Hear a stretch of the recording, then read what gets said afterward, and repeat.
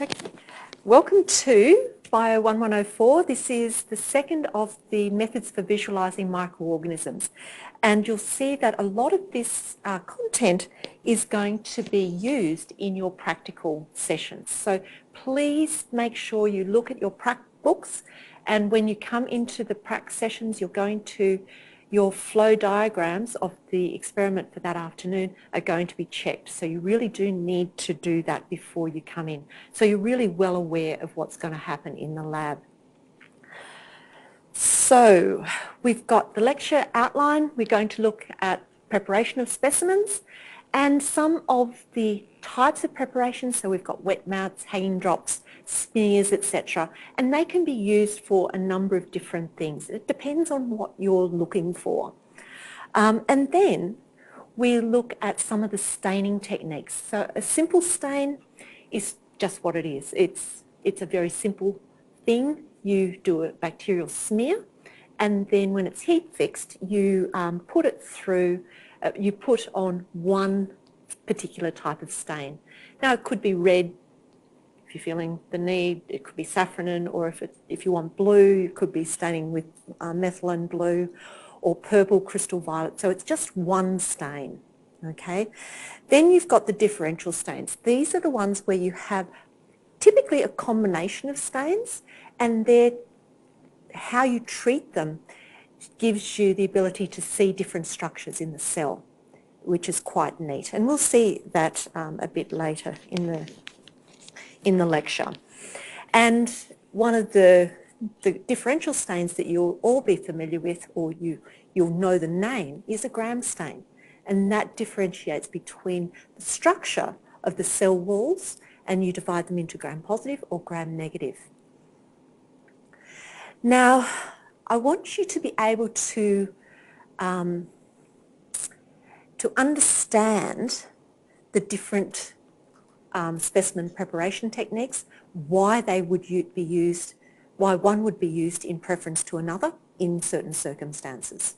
Okay, Gram stain, knowing the Gram stain steps is very important, so that's something that you need to know. And we'll also look at some medically important bacteria as well, because that's why we're here. And so the first thing, the most simple thing would be a wet mount. So you've probably all done this in school. You've got a pond water, and you've put a drop of pond water on a slide, covered it with a cover slip, and looked at it under the microscope. Yeah? And that is really, really easy to do if you're looking for large organisms, so protozoa or sometimes filamentous fungi or other sorts, or invertebrates. You can actually see them because they're large enough. Because with a wet mount, you use the highest magnification you can use is 400 times, so that would be the 40 times objective and the 10 times ocular. But if you want to look at something smaller, so most of the bacteria, you would use something like a simple stain or a bacterial smear. Now, with I'll just close that door. With the protozoa or something like that in a wet mount, you can actually see movement. So you can see if they're motile or not. And motility, because for an organism to be, for their motility to be determined, they need to be, if you're looking at it under a microscope, they need to be in fluid, okay? Because they need to be able to swim in something. A hanging drop is something that we can use to allow that to happen. So in a hanging drop, we don't actually use any chemicals. We just use the diffraction of light in that hanging drop. So what you do is you put a cover slip on the bench, you put some petroleum jelly on each corner of the cover slip, then you put, aseptically of course, a drop of your culture in broth, and then you put a cavity slide over that, making sure that the cavity is over the drop. And then you push it down slightly, it adheres with the petroleum jelly, and then you turn it over. You don't take your time doing it, you have to do it relatively quickly so you keep that drop attached to the cover slip, and you can see it really nicely in this diagram at the top. Depression slide or a cavity slide, that's what they're called. And you can see the microbial motility. Okay, if there's motility, you can see if an organism moves from point A to point B. If it's just moving around like this, that's Brownian motion. Okay, but you have to have definite movement from point A to point B. And you can see here in the second image, you've got another type of organism, but it's using a different type of light source, so it's not just like light microscopy that you'll be using. It's using phase contrast, I think it is. So this is a really good method for looking at microbial motility, but it's a real technique. Okay, so you'll be able to practice that in the labs. The next thing is, if you don't need the bacteria to be alive, obviously for motility you certainly do, if you don't need them to be alive, you can do a bacterial smear, which is when you get if you've got a plate culture, so colonies growing on an agar plate, if you've got that and you take a drop of water and put it on a slide, and then you take a tiny bit of the plate culture and emulsify it in that drop of water, and you spread it out a little bit because there's millions and millions of cells there. Okay, so you don't want too much.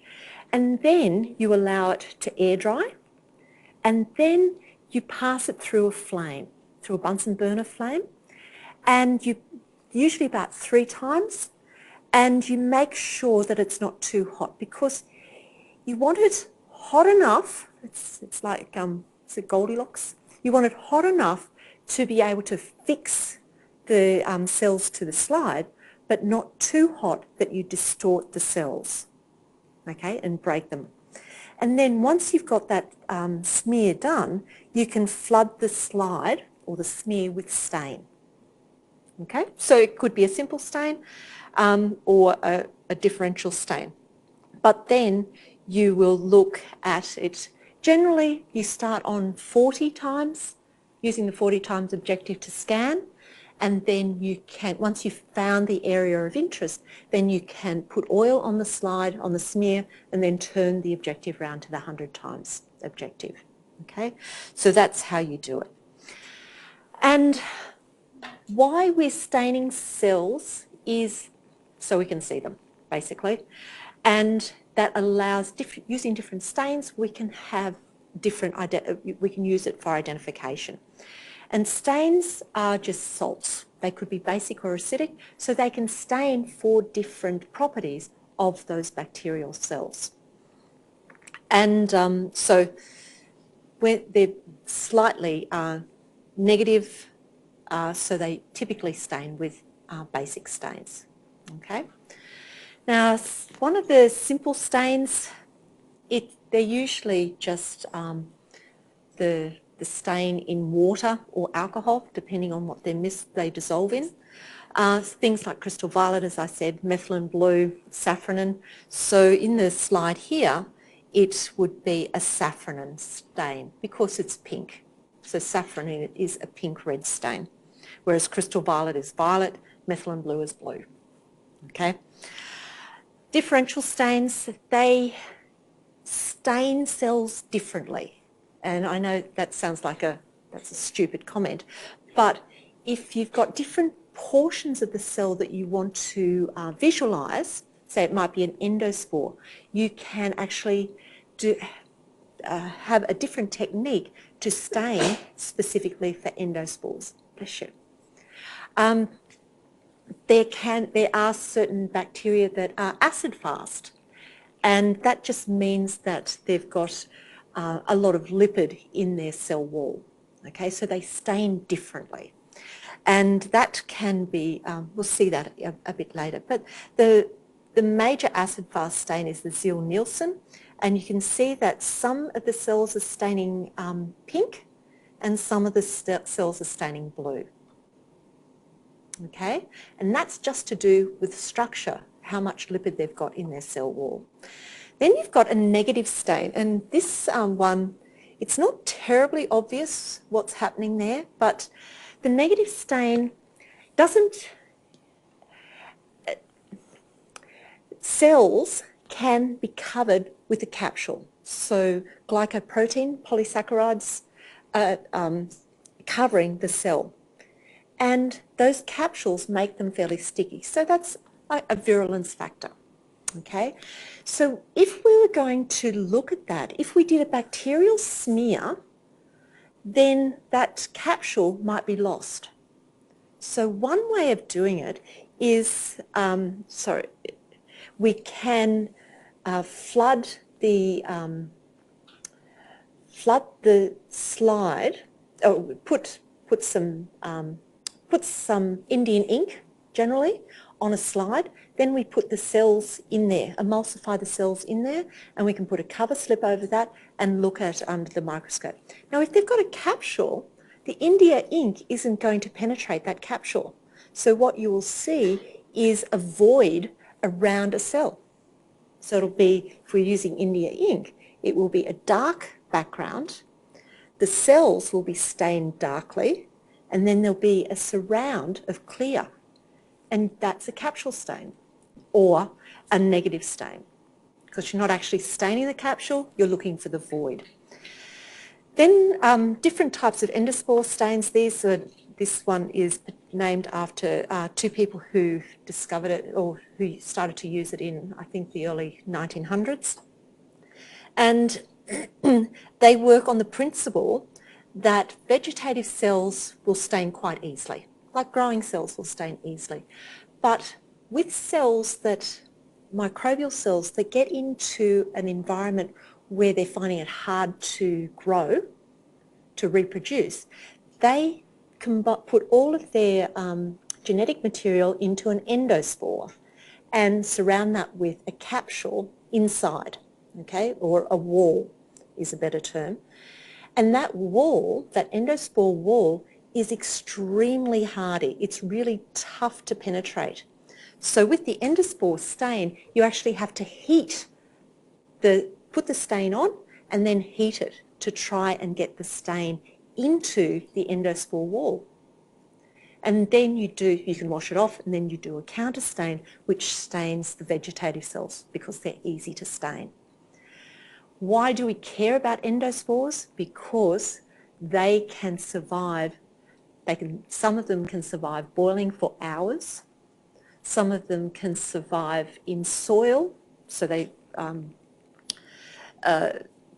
in a desiccating environment, they can survive for over 100 years. So spores are a very big, it can be quite a big problem.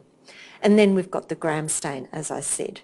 Now, the Gram stain was developed in 1884 by Hans Christian Gram. And as I said, it divides the microbial population into two, typically. Two main categories. The Gram-positive, these are the ones that stain with crystal violet, so they're purple. Gram-positive are purple. And the Gram-negative, they can't retain that crystal violet and iodine, but they counterstain with safranin, so they can retain that safranin, that red dye. And it's all to do with what their cell wall is like. So Gram-positives have got quite a thick peptidoglycan cell wall, and then the Gram-negatives have got a very thin one. And you can't really see it terribly well on that image, but I've got a few slides over that is much better. So the technique is you have a bacterial smear, okay, so you've prepared that. Then you put some crystal violet on that smear. So the crystal violet will adhere, go into the peptidoglycan, and then what you do is you put in iodine, Graham's iodine or Lugol's iodine, and the iodine and the crystal violet form a complex, quite a large complex, okay? And then you decolorize, so you rinse off and then you decolorize with alcohol. So what does alcohol do? It dehydrates, yeah? So if you think, just visually, it's not quite correct, but visually it's quite nice. If you think about a very thick peptidoglycan cell wall or portion of cell wall, and you've got big pores in it. So if the crystal violet goes in and the iodine mordants to that, so joins to it, it's quite a large complex, yeah? Then you decolorize and you get the cell actually dehydrating and closing up that pore. So it's capturing that crystal violet and iodine mordant. Yes? Now, think about a very thin peptidoglycan, very shallow pores. Crystal violet can come in, the iodine certainly can bind to that crystal violet, but then when the decolorizing step happens, it will just get washed out because it won't enclose that, it won't contain that crystal violet iodine complex. Okay? Then, once that happens, the crystal violet and iodine is trapped in the gram-positive cells, and the next, it's washed out of the gram-negative cells. Then in the last one, you have the safranin. So safranin will stain those gram-negative cells, and they will then appear pink. Okay, so that's how you can work out what they would look like. And this is quite a nice little image showing you what is happening to the cells themselves at each step. So bacteria with those thick or the thick layers of peptidoglycan will retain that crystal violet and iodine complex. Iodine is sometimes called a mordant as well, so it just means that it complexes with the crystal violet. And then alcohol will remove those crystal violet and iodine complexes in the cells with low peptidoglycan, which are the gram-negatives. And then safranin will be used to counterstain. Now safranin will probably stain the gram-positives as well, but you won't see it because it's such a very pale colour. Okay, so it's mostly you will only see the violet. Now this seems very simple, but it's really easy to decolorize, okay, to rip out all of the colour. So it's one of those techniques that you have to practice. So this is what it will look like. This is a mixed culture, and you can see a number of different cells. I'm not sure if you can see them very clearly, but you've got a sphere in here, which is a coccus, and it's staining purple, so it's a gram-positive coccus. Here we have a rod. A rod is just an elongated cell, and it's a gram-positive because it's stained purple. But then we have these little comma-like cells. These are Vibrio, and they're gram-negative because they're staining pink. Okay, so you can tell a lot about what type of organism it might be just by its staining and also what it looks like. So is it a coccus? Is it a bacillus? Is it a comma shape? Comma shape, it's a Vibrio. Okay, so staining is very important to be able to look at those characteristics. And this is what the peptidoglycan looks like. So we've got the cell wall here. So a gram-positive cell wall, and you can see this very thick layer of peptidoglycan. Okay, lots of lipids, etc. Then we compare with a gram-negative, and there's this tiny little layer of peptidoglycan. Okay, so that is, the gram stain is differentiating between thick layers and thin layers of peptidoglycan. Okay, so with all that, would this be a gram positive or a gram negative? Gram negative, of course it is. What about that one? Gram positive. What can you tell me about the cell shape? Coccus, yes. And they're in clusters, kind of like grapes. So they're a staphylococcus. Okay, so you can tell a lot about the shape and the appearance, the grouping of the cells. So, medically important gram-positive bacteria. First one off the rank is Bacillus anthracis. This, and I'll go to the image first. This is a simple stain, and you can see these bacillus, so those rod shapes, stained purple, and some of them have got a white void in the middle. Any idea what that void is? An endospore. Yeah. So sometimes we don't even need to use one of those endospore stains. We can see it in just a simple stain or a gram stain. But you can also see these tiny little ones outside that have got a little bit of purple at the edge, and that is a free endospore, one that has the cell itself has died and disintegrated, basically, and left the endospore. Yeah? Now, Bacillus anthracis has been known for quite some time. Remember Robert Koch last week? Yes, he used Bacillus anthracis in his Koch's postulates.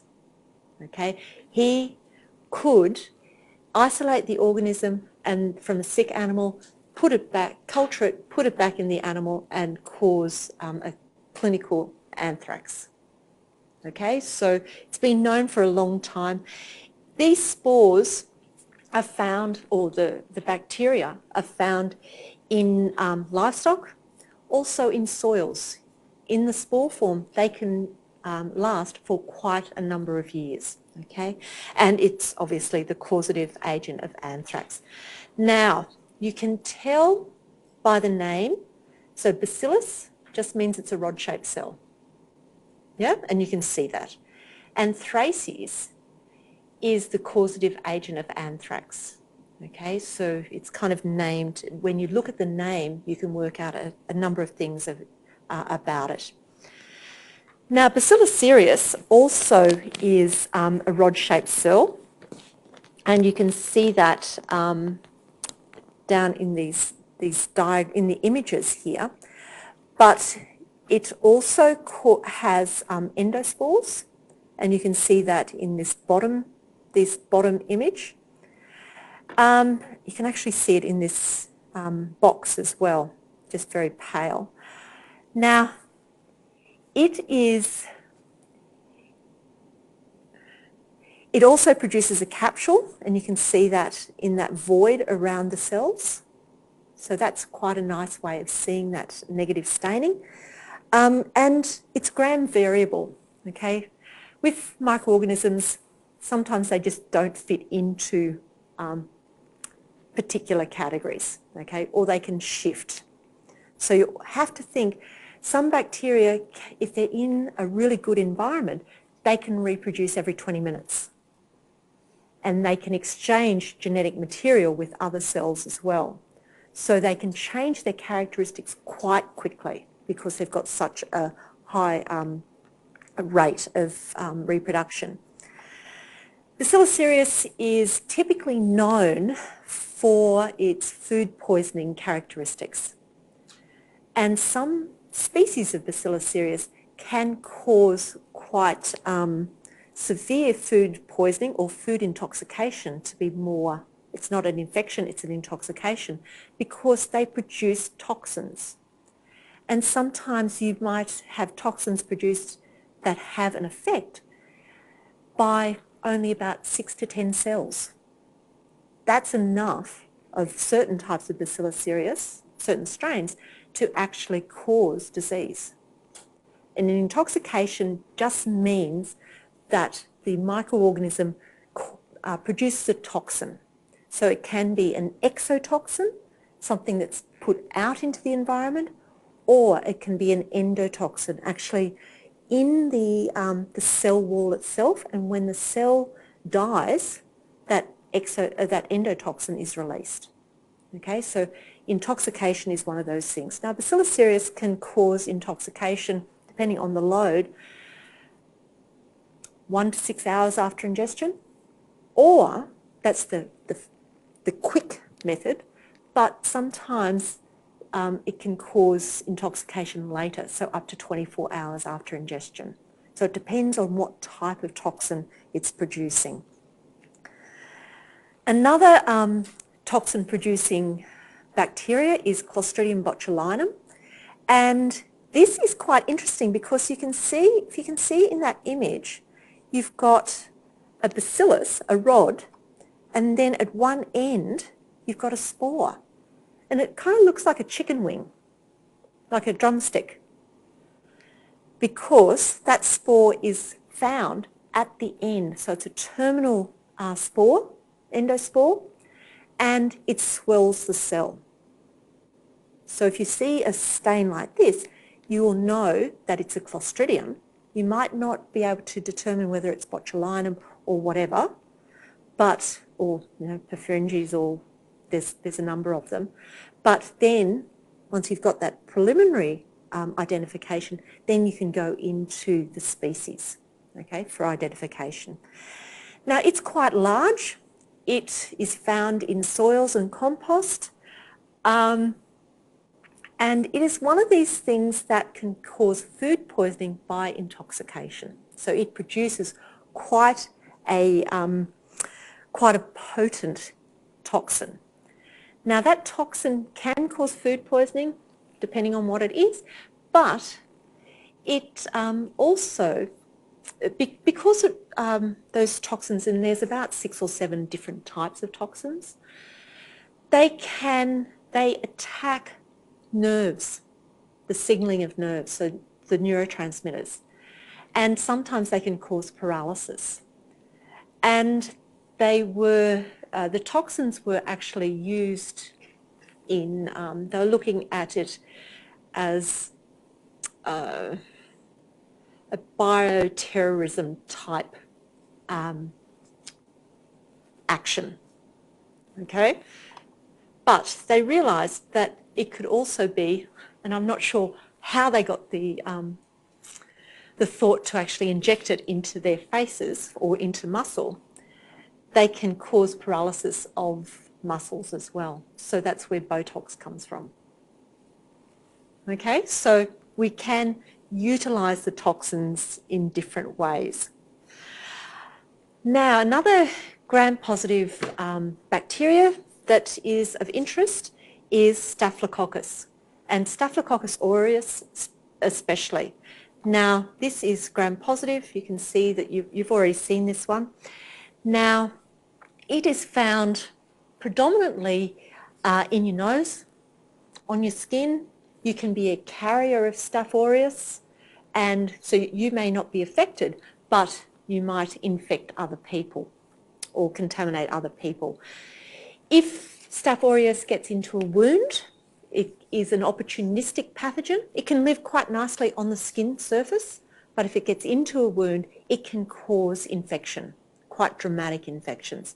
It can also cause things like toxic shock syndrome, and you'll probably recognise that this is one of the organisms that can be resistant to antibiotics, and that's where you get the MRSA.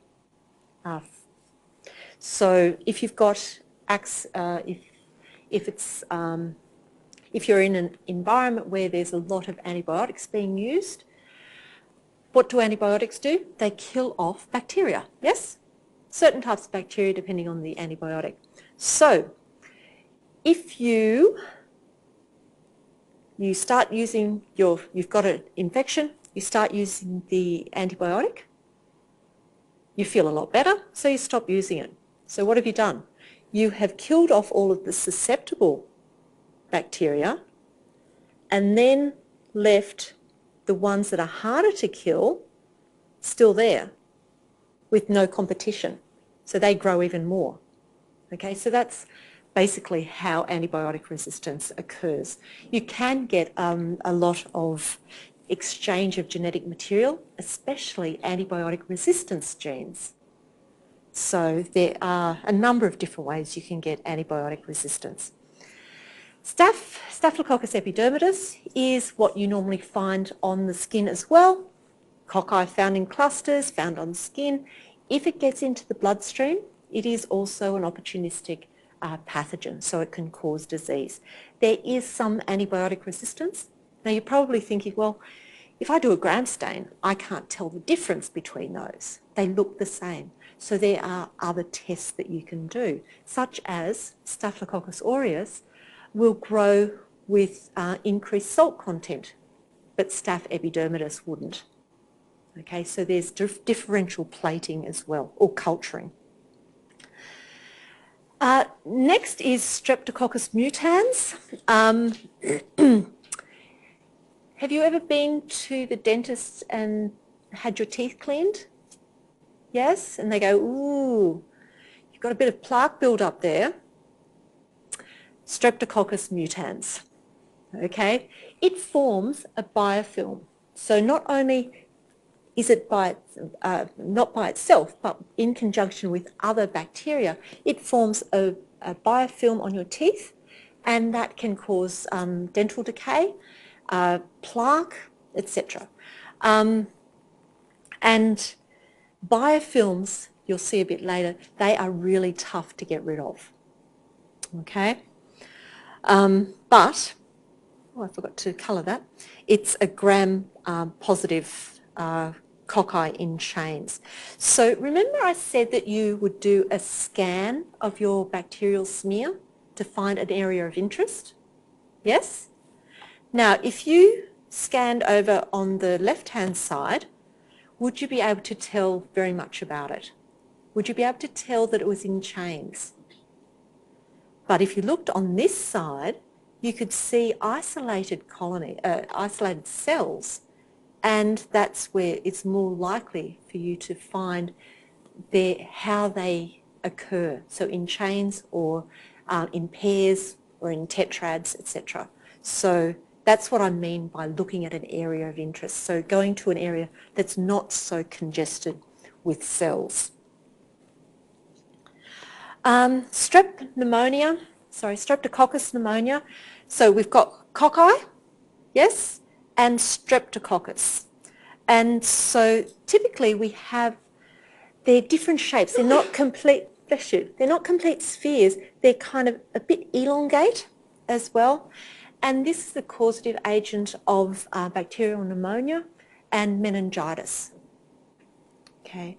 And you probably recognise that, well, not yet, but you will, that this is an infection that the very young and the very old get. So you have a lot of bacterial pneumonia occurring and meningitis. So it affects the upper respiratory tract as well.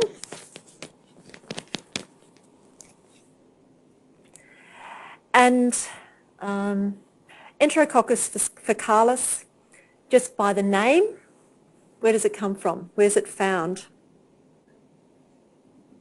In the feces? So in the gut, yes. So entero means inside, and coccus, so that's what it looks like. So you've got that. And it can occur, and it's quite nice here, it can occur singly or in as diplococcus or in chains as well. And it can cause infections of wounds, and it has got a lot of antibiotic resistance.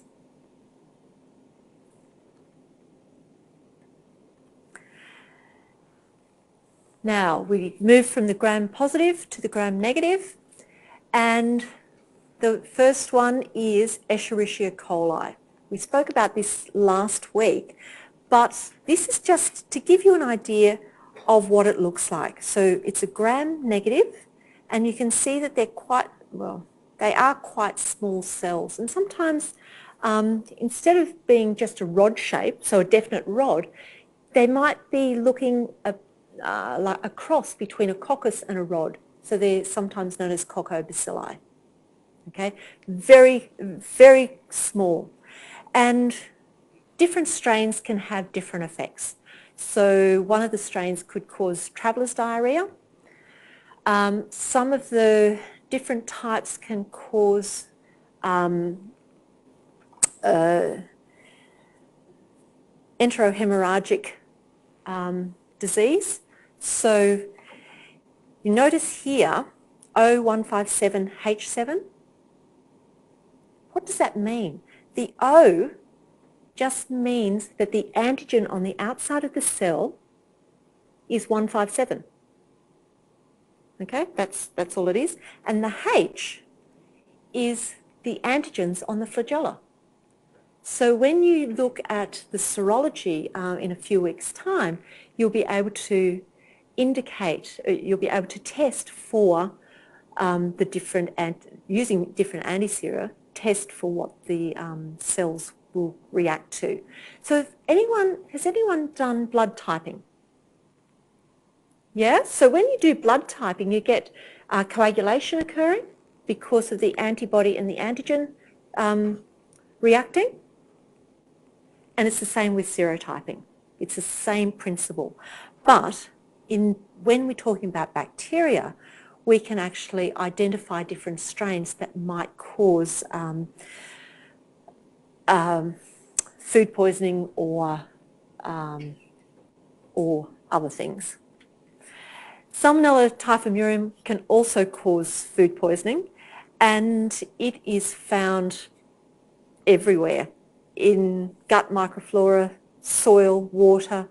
So typically you find it in chickens, and that's why you really do need to you need to cook your chickens really well so you don't get the salmonella poisoning. Now, gut microflora, you might think, well, that's a really weird thing to put in there. But if you see, if you've ever been near an industrial area that is producing food, they have air on all the walls. Typically, they have spikes so birds can't alight on them, because when birds poop, they can transfer salmonella.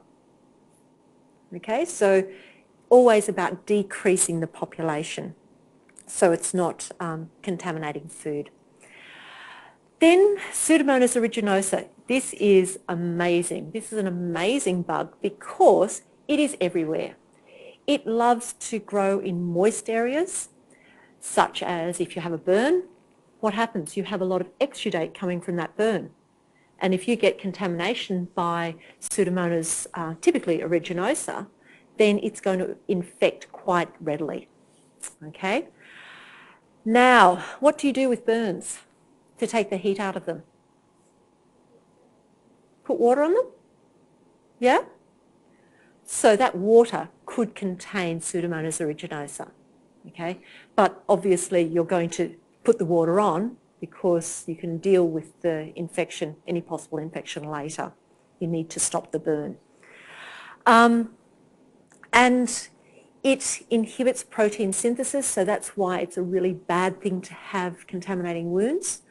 And when it stops that protein synthesis, that tissue can become necrotic. Now, just to let you know, and you probably get an idea that bacteria are like everything. They need quite a good nutrient source. Pseudomonas aeruginosa can grow in distilled water. So there's not too many nutrients in there. So that's just to give you a bit of an idea of how ubiquitous it is. Another organism that can cause food poisoning and dysentery, in fact, is Shigella. Shigella flexneri is also rod-shaped. It's in water, it spreads via insects, and it produces a very potent toxin. Okay, so it changes the absorption of water in the gut so that water isn't absorbed. It is actually water from the cells is pumped out into the gut, and that's where you get those rice water stools, etc., in some types of dysentery. So it can be quite dramatic, and because you get a lot of dysentery when there have been disasters and that water may be contaminated. Okay? Serratia marcescens it's a very pretty bacteria.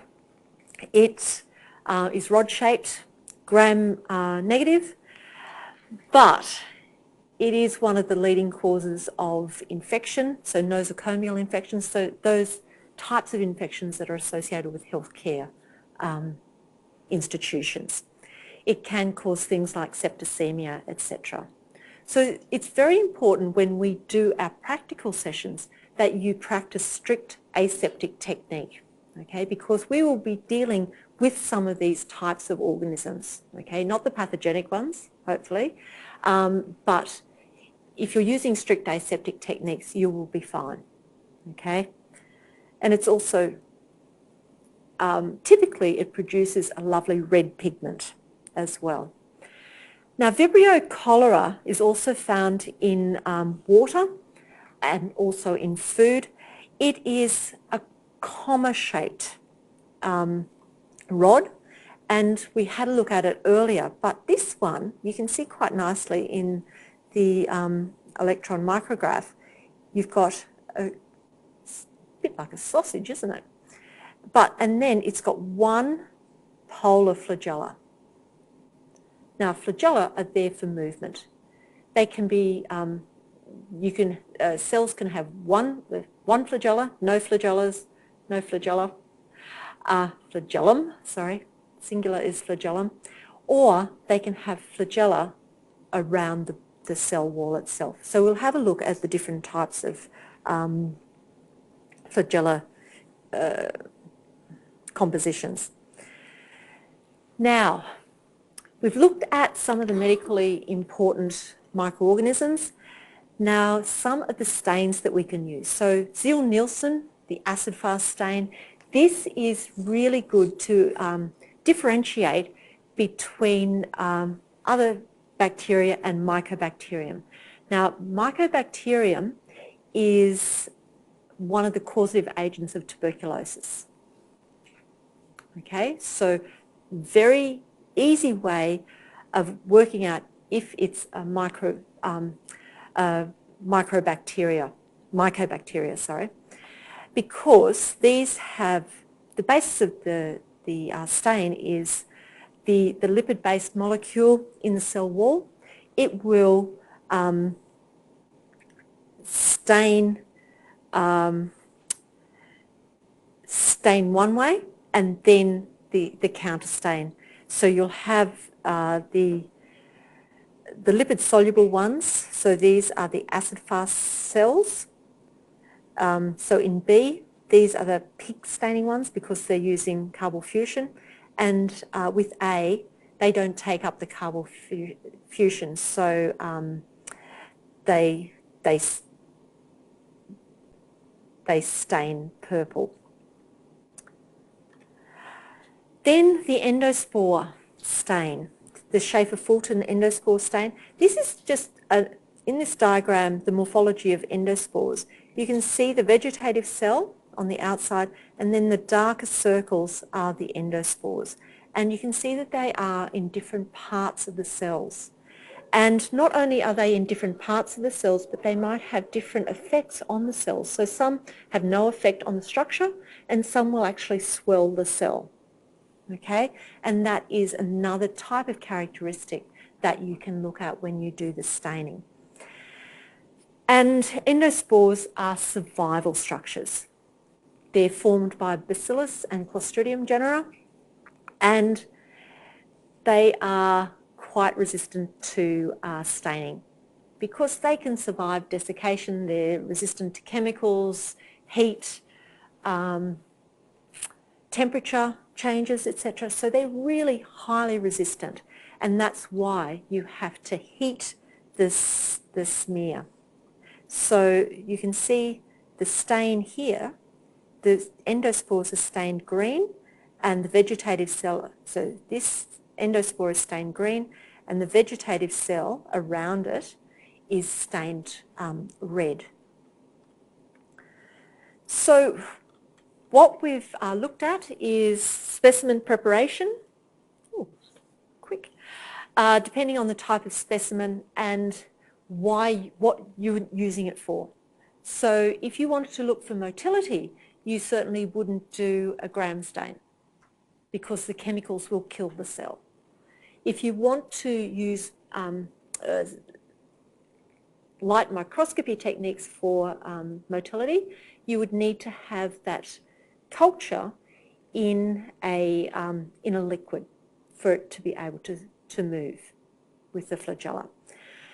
The stains themselves can be very, if you don't need it to be live, you can use the stains. So simple stains or differential stains are quite important. So if you just wanted to look for overall structure, you could use a simple stain, or if you wanted to differentiate between endospore and non-endospore, you could use a differential stain. And the acid fast as well. So what do you think about these? If the step involving iodine were left out of a gram stain, which of the following would best describe the results? What would you see under the microscope?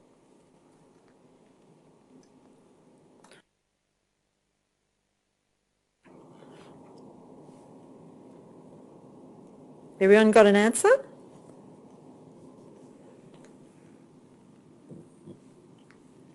It's a bit unfair because you don't have the slide in front of you. D? Anyone else? B? Okay, everyone else has probably got their own answer in their head, yes? What about the second one? A positive Ziehl-Neelsen acid-fast stain would identify the causal agent of?